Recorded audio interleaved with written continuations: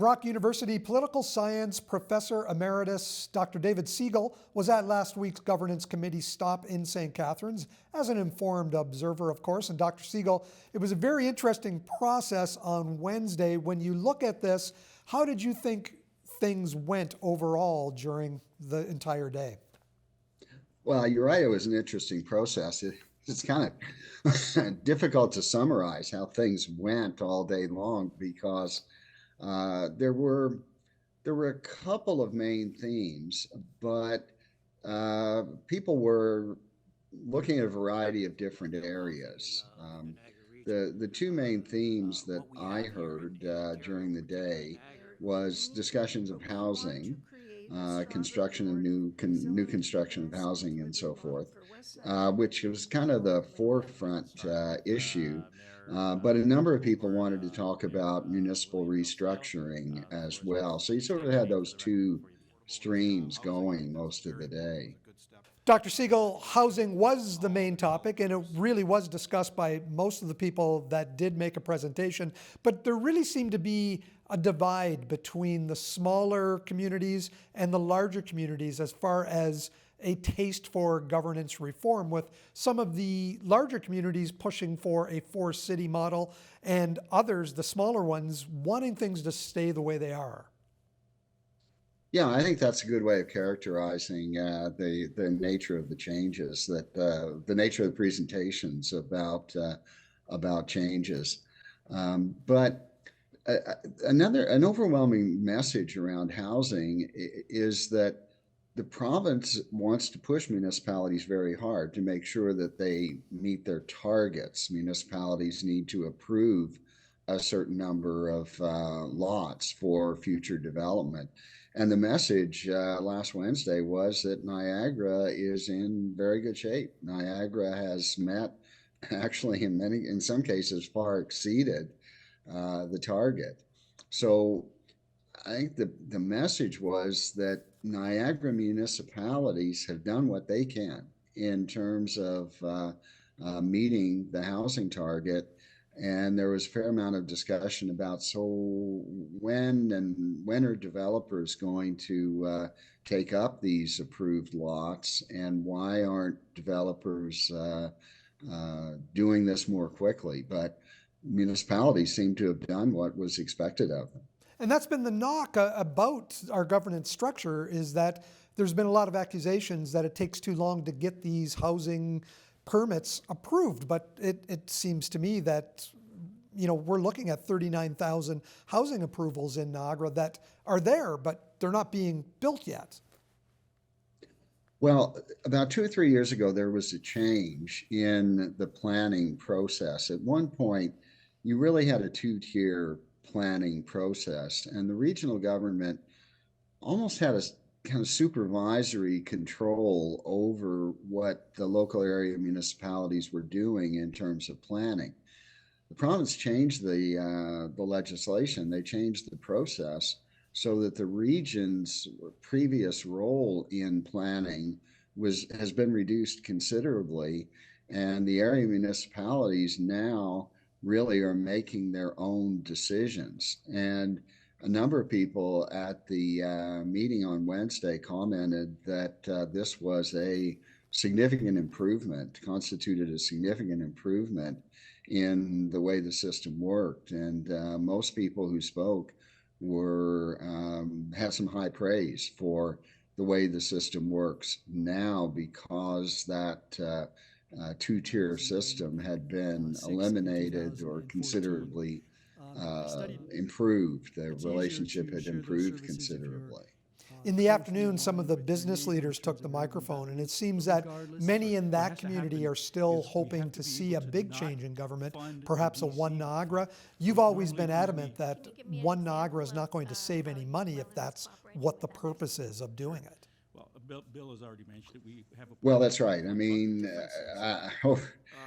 I've done quite a bit of research on amalgamations in Canada, a few in the U.S., not very many, Europe, Australia. There's never really been an amalgamation that saved a significant amount of money.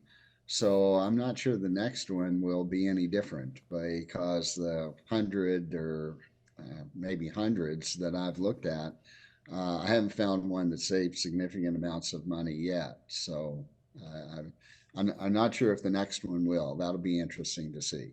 Is it your opinion that even a 4-city model wouldn't save us significantly as taxpayers?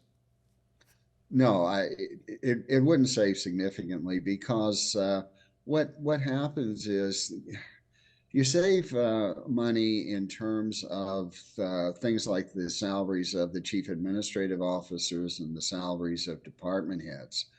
But what happens within those departments? A huge amount of money is spent within those departments, the people at the working level, and those people make less money than the department heads, but there's a lot more of them. So what happens within those departments is that people's pay gets topped up to the highest paying municipality. And a similar phenomena happens with regard to service levels. When you have one big municipality or even four, the everybody who has a lower service level expects now to have the same service level as the higher municipalities. So, that's where the savings get chewed up. This is why it just there might be other reasons why an amalgamation might make sense, but I don't expect to amalgamate and save money. That, as I say, that hasn't happened in any of the 100 amalgamations that I've looked at.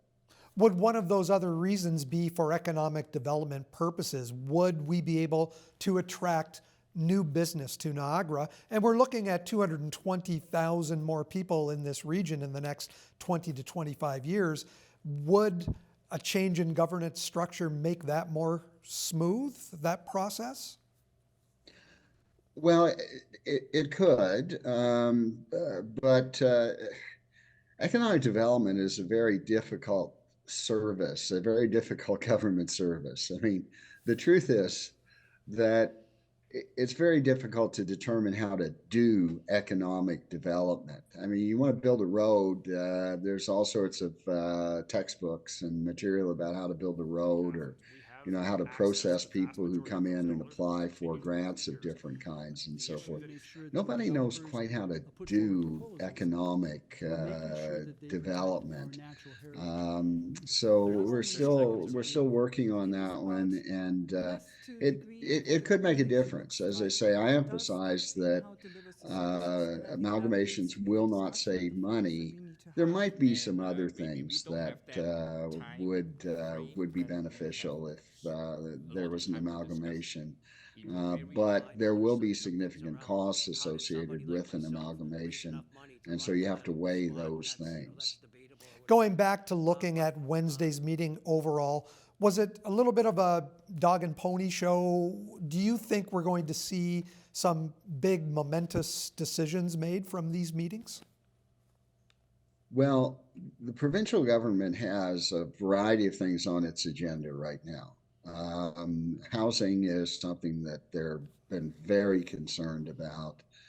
That's on the government agenda. The green belt, the government's some initiatives with the green belt went bad. It cost a minister his job.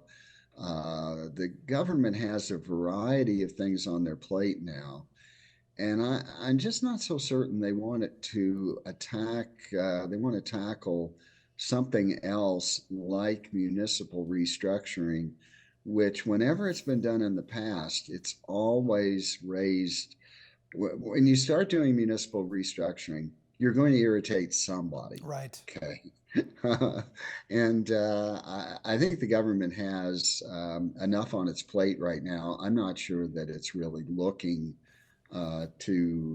it's focused on housing, and I'm not sure that it's looking to do other things that might irritate people and will certainly take up their time and resources to do these things.